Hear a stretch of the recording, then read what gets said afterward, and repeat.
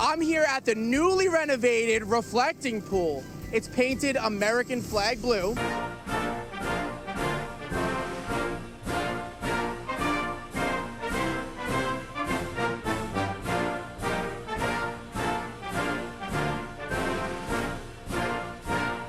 Blue. And the Democrats are going to tell you, oh, there's green algae, it looks so bad, but there's pool guys cleaning it up right now. No other president would do that. Hey everyone, in here for a quick one here.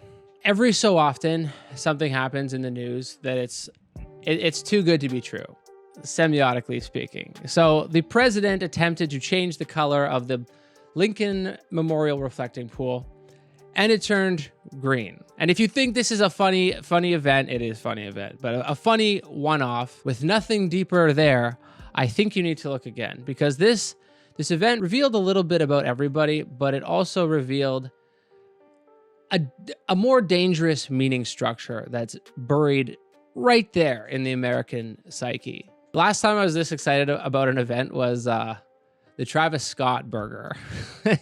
If you weren't around for that, it's when McDonald's sold a quarter pounder that was in every way identical to every other quarter pounder, except that it had bacon on it. So they put bacon on it and they called it the Travis Scott burger. And important to keep in mind, even then, at any time, you can add bacon to a quarter pounder. And yet, the Travis Scott burger was so popular, it overwhelmed the McDonald's supply chains. It caused whole areas in the United States to run out of quarter pounder ingredients, like all three of them. So an event like this that affects the real economy, it should seem ridiculous to you if you believe in classical political economy, if you believe that value is material and produced by some sort of economic situation. All you capitalists, Marxists, you all agree on this, but it's only if you understand sign value that an event like this becomes legible. And that's what I did already. This was like 6 years ago, I guess, already. But sign value, we got to return to it here if we want to explain this hullabaloo over Trump's green reflecting pool. It's supposed to be blue, but is now green reflecting pool. At the professional opinion having class, they recognized that this means something. I don't think they know what it means. They were going bonkers, though. They're straining analogies, but I'm going to spare you all them, and I'll just tell you what this truly means. And this isn't going to be a full plastic pills production video. This is just something I needed to get it off my chest, okay? I needed to get it out.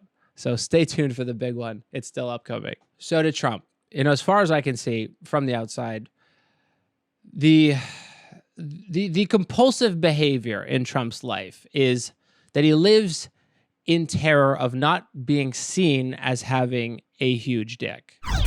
And to be clear, this is not the dick organ, not the appendage, the fleshy appendage, the symbolic dick instead, right? This represents a certain symbolic value that people like Trump want to have. And I shouldn't say just people like Trump. I think everybody wants to have it, if we're being honest. But the difference is most people are better at pretending that they don't want other people to see us as having it. Might be the best way to put it. And before, wait, I got to be clear. Before you turn this off and go, yeah, psychoanalysis, structuralism, one book from Lacan, and now everything's dicks, right?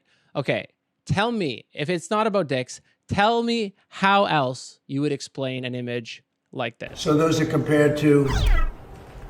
among the tallest buildings in the world, including the Empire State Building, World Trade Center, Sears Tower, Chicago. So if you lay it on its side, you'd take 2 or 3 of them to fill it in, because the width is almost 200 feet wide. And actually much more than 2,000, close to, including everything, it's about 2,500 feet in length to the end. You're going to be very proud of it, and it'll last for 50 to 100 years before you have to do anything with it. Very strong, powerful substance that we use. Now, you should know about me that I've very rarely reverted to the symbolic dick as an explanation. I only do so when I have to. I won't say never, but it's pretty rare. Now, in this case, I have to say, Without an imaginary dick, this image makes no sense at all. In case anyone missed it, these are big, tall, strong buildings. They are built to withstand gravity, which is pretty difficult to do. It's a feat. So for some reason, we are comparing the length of a hole in the ground to the height of some towers that are chosen somewhat arbitrarily, seemingly. And even then, it's totally unclear what is being measured here, because there's quite a few Asian towers that are taller than this pool is long, which again is insane to point out, because this is a pool. A pool. A pool's not big or tall. In fact, they're negative tall. They're less than no building being there. However, if you do think about it, to put it on a chart like this, you can make it appear deceptively big and tall. But why would you do that? Why would anyone do that? I told you. This represents Trump's driving compulsion when it comes to anything, actually, which is bigness. Donald, you have one of the landmark buildings down in the financial district, 40 Wall Street. Did you have any damage, or did you know what's happened down there? Well, it was an amazing phone call I made. 40 Wall Street actually was the second tallest building in downtown Manhattan, and it was actually, before the World Trade Center, was the tallest. And then when they built the World Trade Center, it became known as the second tallest, and now it's the tallest. Actually, no, it's not bigness. It's just the perception of bigness. That's how the pool makes sense. Because if you turn it sideways, it can be perceived as biggerness than other things. That's why it makes sense to him in his brain to make this graph, right? But, we're stuck with a pool here, and he wants it bigger. He wants it bigger because other presidents had this pool too. Barack Hussein Obama, have you ever heard of him? So we need to make this pool bigger and longer than Obama's pool. But we got a problem because it's already dug in the ground. So how do you make it bigger without a whole bunch of construction stuff? Without more digging, how do you make it bigger? Is it possible? And I'm going to tell you, it is. It's possible in the semiotic dimension. If you know something about semiotics, you can associate the pool with a bigger dick, or another big dick. And this one is one of the world's largest dicks. We picked a color called American flag blue. We had color choices. And before it was just gray. See, in many ways, and about many things, Trump is shockingly unintelligent. But you have to give him this. He has an innate and immediate grasp of semiotics. People spend years studying this. You can't really study it anymore in school, really. But when people were studying it, we had the top minds on it, okay? And he just has an innate understanding of semiotics. Now, unfortunately, for everybody involved, reality is also a thing. There's a reality outside of semiotics. Shocking, I know. But blue absorbs a lot of light. Okay, it's a big dick color, but it also absorbs a lot of light, and it made this pool really warm. And algae is an organism. Many are asking, is it a plant? Is it an animal? No, it's neither a plant or an animal, but it does like warm pools, okay? So they started a family here, and then it looks like this. So Trump now clearly has a big problem, because this was a dick project, and now his dick looks smaller than Obama's. An algae pool represents, it signifies a lot, right? First of all, it looks bad because algae is not supposed to be here. It wasn't an intentional part of the equation. So it represents nature coming in and disrupting a nature-free zone. If you want to present power and order and civilization, you got to be constantly purging the signs of nature from your shit, dirt, spider webs, rust. These represent entropy and nature. And having nature in civilization demonstrates that you don't have control. It demonstrates, at the very least, that you can't afford people to clean it up for you, which is something that power is supposed to have. So yeah, it's an important point, an intuitive point, but power keeps things clean. That's one of its jobs. It's one of its main aesthetic jobs. Power likes symmetry and order, and power publicly defies gravity, for one, and also entropy. And Trump understands all this really well. He puts his name on tall things because he's a sign understander. But he panicked when this water turned green. So he ordered dudes to dump liters of hydrogen peroxide into the pool, which didn't do anything to the algae, but it seems to have melted the paint that was supposed to last 100 years. You're going to be very proud of, and it'll last for 50 to 100 years before you have to do anything with it. Very strong, powerful substance that we use. Yeah, a big, powerful, strong substance. 50 to 100 years, he said, and it lasted 5 days. So it's comical. And as of this writing, the pool is still a swirl of algae and now chemicals and now floating chunks of paint and dead cute baby ducks. And Trump, again, knows what this looks like. He looks like a dickless imbecile. So to get some of his mana back, to get some of his big dick energy back, he blames this on evil night-stalking vandals who masterminded all of this just to make him look bad. And then he sends the National Guard, again, more dick, in to defend the pool. And then they start arresting people. So this is a show of phallic dominance on one hand. It also looks to me, probably to most people, like a show of phallic desperation, if ever there was one so public. Now, I hear you skeptics out there. You're not sure this is about dicks. You think I'm reaching here. But just in case you still aren't sure that this is about dicks, let's observe Trump's own words verbatim. He'll tell us what he means. So the damage to the pool, he calls a 350-foot gash. In the same sentence, he describes, quote, sharp knives and razors, end quote. So this is pretty clearly, I don't know what more evidence you need. This is Trump's pathological fear coming through in his words, which is a pretense of psychoanalysis. But it's a very visceral fear. He shares it, admittedly, with a lot of men. And it's not just real sharp knives and razors near your junk, but it's symbolic sharp knives and razors near your symbolic source of power, you know? And what does it leave? What is the damage called? What is the terrifying image he brings to mind? A gash.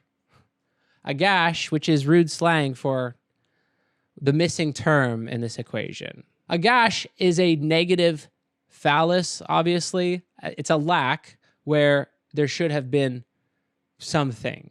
So there's no stretching here. I'm not making this up. He wrote this. And this is pretty evidently, at this point, a psychosexual issue for him. This is so on the nose.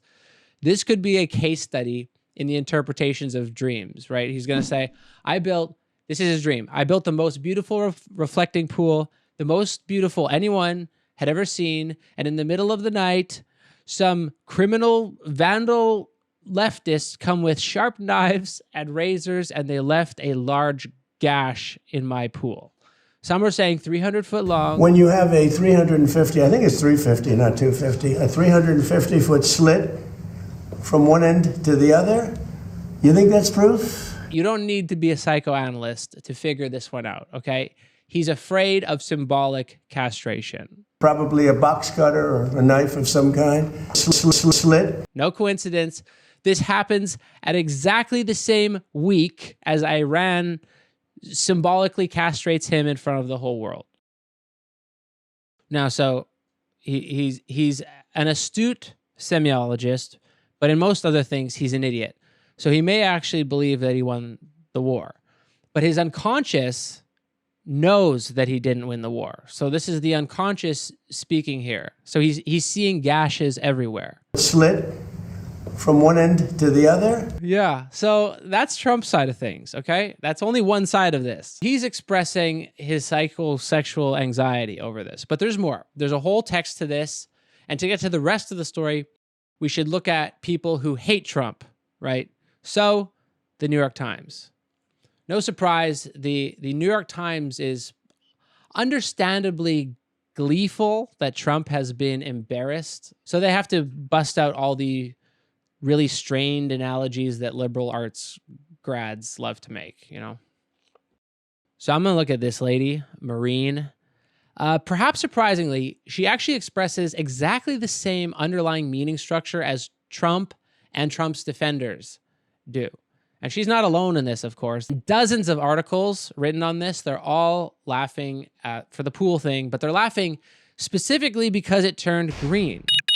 It's always green versus blue. And green is always considered bad in these articles, right? So we have images like this accompanying the articles and image words like these. They use the descriptors like pungent, fetid, slimy, swampy. A lot of discussion of swamps. And there is, of course, for every culture, for every like language system, there's going to be a whole semiology of color, right? That's part of our shared vocabulary. Like for us, it's black is mourning, black is death at funerals in our culture. Hindus wear white at funerals, as far as I can see from Google Images.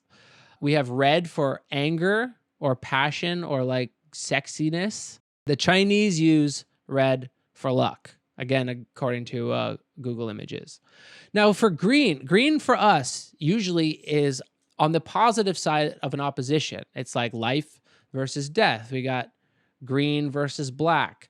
We have green for life, springtime, good vibes stuff, right? Green's almost always good, except this time. The bad green is versus the good blue. And the whole discourse picks up on it. Every discourse describes green in gross terms, vomit.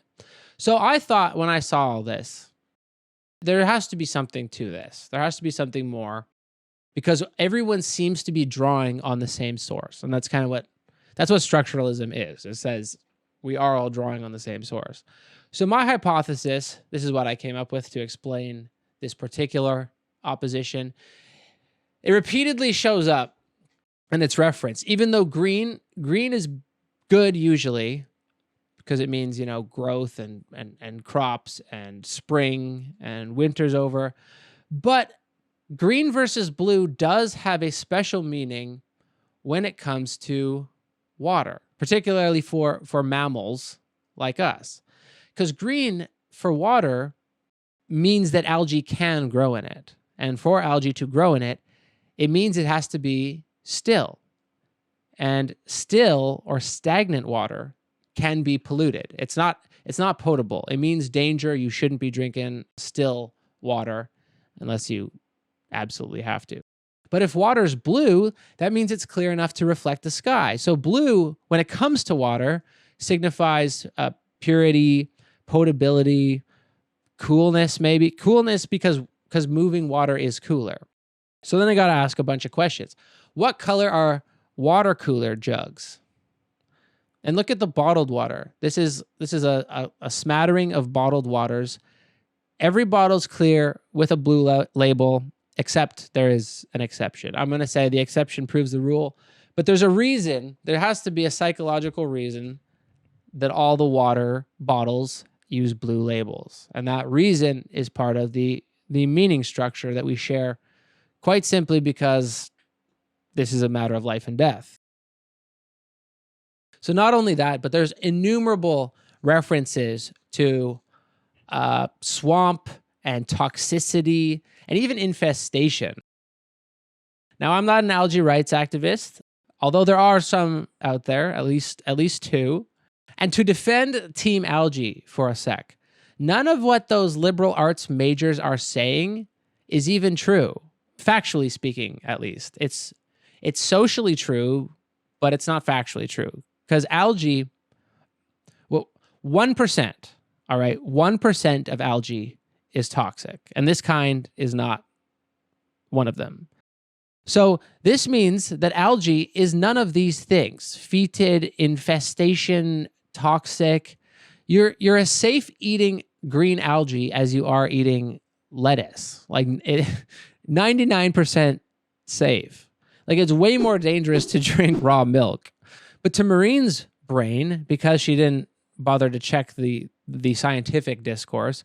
She draws on the unconscious discourse, where the signification of algae, what it means is still water, and still water may be unsafe to drink for reasons that have nothing to do with the algae, right? It's not the algae that's dangerous. It's the still water and the other stuff that goes on in there. So watch where she goes with this. Maureen creates a continued series of oppositions out of this one social fact that algae is toxic, even though that's not true. But socially, to myth-creating animals like us, you can call it socially true, even though it's not factually true. So I want to draw attention to this because it demonstrates exactly how mythic structures work without us knowing.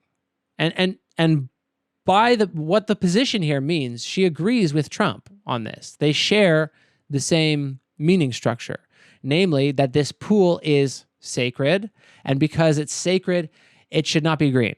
Because it's sacred, it should not have stuff growing in it. She literally calls it hallowed. She brings in a religious term to back up her mythic meaning structure. And why does she think it's hallowed, holy, sacred? Because there are memories there, and the memories of Black activists specifically. And it's important that they're the memories of Black activists, because the white liberals like Maureen did not want them there, a majority. This is going to prove exactly my point, that this is all part of the same unconscious myth. And I could pull many examples from the March on Washington, a lot of them unsavory, but one that expands the structure that we're actually dealing with here comes from the Washington Daily News, which wrote that the general feeling prior to the March on Washington is that the Vandals are coming to sack Rome. Hey, Vandals. See, we just heard about Vandals. So Blacks, USA, Vandals, Rome, now Vandals, USA.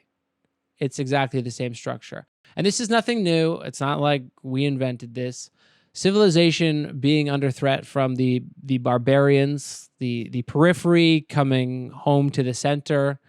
They're supposed to stay out there. You know, they're supposed to stay on the border with nature, and now they're coming to the center of civilization. Now, Maureen is a good white liberal in the 21st century, so she's not going to describe Black people with animal signifiers. That's what Republicans are for. Which, of course, we now see a pattern of Blacks prowling the streets going to go harass whites. It's happening in Chicago, happens all the time. No, Maureen's not going to do that, but she is going to use the same structure of this civilization invaded by nature. So she bemoans the green as a sign of infestation because it's nature defiling a civilizational holy ground. Holiness is supposed to be opposed to the vicissitudes of life and life getting out of control. But you can think of the solemnity of a cathedral. There's not foliage, there's not dirt, it's very clean, and all this is replaced with the symbols of culture, which are stone and fire. So that's the structure that we're dealing with, and we find that everything gets filtered onto one side or the other. And this week, we start to find, well, not just this week, this year, okay? We find that opposition to America gets you put on the anti-civilization side in the cosmic war. And the algae is a signifier of this other side in the war. It's not just a pest, it's evil. The reflecting pool water is crystal clear, i.e. dead, and our National Park Service team is now vacuuming up the dead algae resting on the bottom of some parts of the reflecting pool, just like the destroyed Iranian Navy resting on the bottom of the Persian Gulf. My God.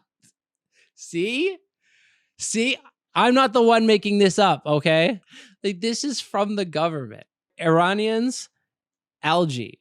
Somebody said fertilizer in the water. If you put fertilizer in the water, you get algae. But somebody said they might have put fertilizer. They did something to create the algae. And the logic of Trump and Maureen is just taken to its conclusion here. They're getting a little schizo with it, but Iran equals algae. And there's more. That's not it. I'm not cherry picking this, okay? This has 19,000 likes. All right. Let me read this for you. Antifa terrorist scum caught on camera dumping buckets of toxic Georgia algae into the Lincoln Memorial reflecting pool at 3 a.m., causing millions in damage and now facing 10 years in prison if they don't rat out who funded this disgusting attack. These radical left pieces of shit just hit a new low. U.S. Parks Police caught 2 Antifa operatives on camera driving a pickup truck onto the National Mall in the middle of the night and dumping multiple buckets of an extremely aggressive form of algae into the reflecting pool. The pool is now a disgusting green mess, and the damage is already in the millions. USPP Captain Joseph Barron has them in custody. They're not cooperating yet, but he's got them dead to rights on film.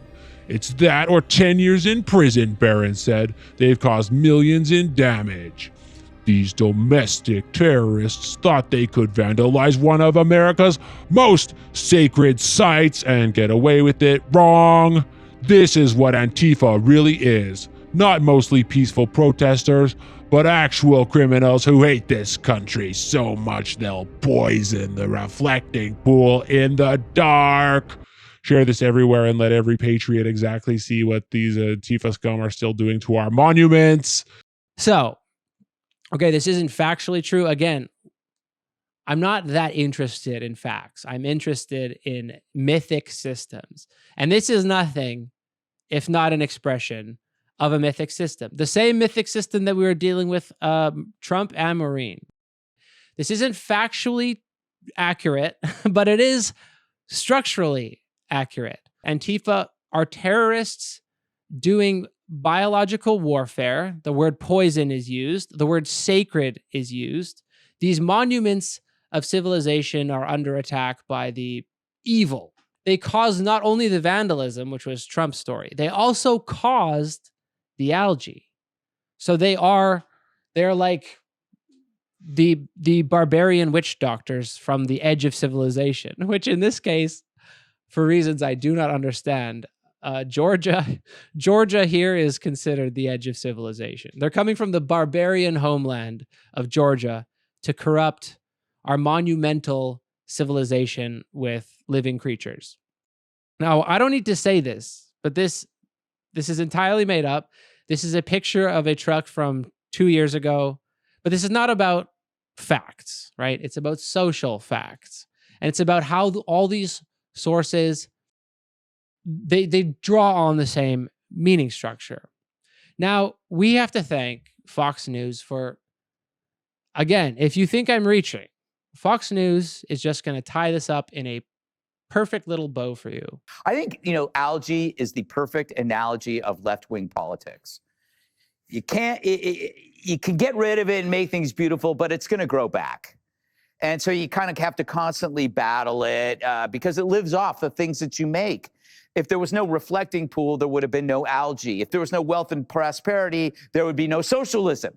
So you see how they all have to depend on people making and creating things in order for it to survive. Now they embrace algae, they embrace vandalism because it's anti-Trump, but that is nothing new. They've embraced vandalism before. They've torn down statues. All right, so once again, we have the two sides. We have the Manichaean cosmic war between the symbolic phallus and the 300-foot gash and everything that goes along with both of these sides. So Fox News puts themselves on the side of civilization.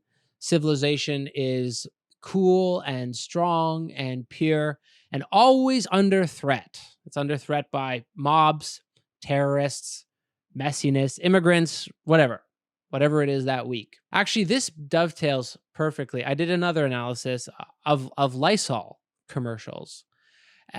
Lysol, if you didn't know, was originally marketed exclusively to women to clean out their smelly, just look at this ad. So the ads told women that they would lose their phallus, their husband, if they didn't keep disinfecting, their feminine areas. And by the way, the husband's not the phallus here because he has the organ, but it's because in the 20s or 30s, whenever this came out, the ticket to status for women is their husband. Yeah.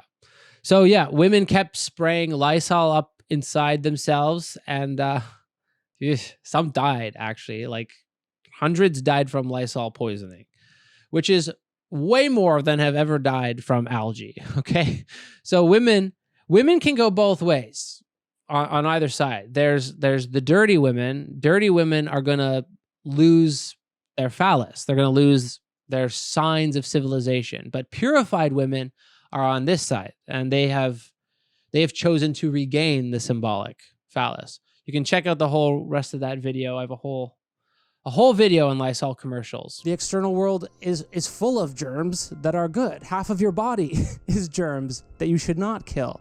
But that truth lies outside the mythology of the Lysol universe. Lysol commercials to this day represent cleaning products as woman's duty in the defense of civilization, and also their personal defense against being cast out of civilization. That's not just in the 1930s. That's all the way up to now. And even more than that, today, Lysol continues this boundary by representing bacteria as migrants that, the civilized women have to disinfect migrants. Max Cover is another great way to Lysol that. Again, I wish I were making this up. I am not making this up. I wish I were. I was working for a germ cartel. I'm just telling you what's already there. It's only a matter of time. Oh. Okay, so where are we? We are in the field. We have civilization versus the field of nature, and barbarism represents the threat of the return of nature. It's not only our war, it's your war too. It's the battle of civilization against barbarism. And if we don't win here, this scourge will pass. The Middle East will pass to other places. Yeah. Middle East will fall. Europe is next. You'll be next. And that's the reason smell and the real reason that algae is bad, which everyone agrees on, except for algae is bad because it's opposed to the goals of civilization. Namely, you could say algae is entropic, thus it's dirty. Barbarians, of course, on the side of dirty. Hygiene is always the front line in the war of civilization against nature. So for women in the Lysol universe, they got to be disinfecting themselves. They got to be disinfecting migrants. Like algae, 99% of bacteria is not harmful, but they present this as genocide. Lysol's been a deadly bacteria killer for decades, but this new Max Cover can blanket an entire king-size bed in seconds. Rocco! So you can see in the end, what we have discovered here is a giant recursive meaning system where we have all these groupings. We got algae, we got Antifa, we got homeless, blacks, leftists, vandals, both the tribe and the modern noun. We got immigrants and even women who are not careful. I just got one more point. In case anyone is still out there saying that I didn't discover this, saying that I just made this up by putting words on a screen, once again, here is Fox News confirming that they believe exactly what I'm saying. And oh my God, liberals would never vandalize public works. Did you see BLM, the statues, the graffiti? Yeah. Go to Skid Row. I mean, you guys are disgusting. You guys make a job out of destroying cities. All right, so that, if you're not convinced, then there's no convincing you. But yeah, I think that's pretty cool. Not the content, to be clear, not this particular cosmic war, but I think that it's cool he's formally confirmed that he's using this meaning structure that we discovered in commercials and the New York Times and Trump's tweets. Now, unfortunately, I can't end this YouTube video the way YouTube videos like to be ended, which is a call to action saying, hey guys, let's change the sign system so it's less bad, less chauvinistic. But that's not how this works. You don't choose a meaning system And you don't change a meaning system by deciding to. Sure, it changes over time, takes like hundreds of years, but you can't cancel out words you don't like, because if one word is subtracted, that space is empty and another word just goes into that. So there's no woke answer. People have been trying that for a long time. What a semiological map like this is for is just to see where the connections are. We can point out that these don't line up with scientific facts, but obviously that doesn't matter. So anyway, that's it for me. I hope you learned something or got something out of it. You can't ever exhaust a structure. They're virtually infinite, and basically just by even a video like this, you're adding to the structure. So there's always going to be stuff left out. If you want to point out anything that I missed or another story that connects to this, you can do that in the comments. I'd be interested to hear those, actually, because it's obviously widespread. Okay, if you want any more analyses in structuralist semiotics, please visit Patreon, or my Patreon specifically. I've done some podcasts on this too. I've done the semiology of fashion, the semiology, some AI stuff, linguistic constructivism. There's a lot of stuff, okay? And to all these people, thanks a lot for supporting my work, for letting me get my ideas on paper, or video, rather. We're not meant to change the structure, but understanding it is the next best thing. And they don't teach that at universities anymore. At least not in North America. I don't know if they teach structuralism still in Europe. But stay tuned, because up next, pretty soon, it's the semiology of the news media. It's about 2/3 done. You're not going to want to miss it. Talk at you then. Thanks a lot, everyone.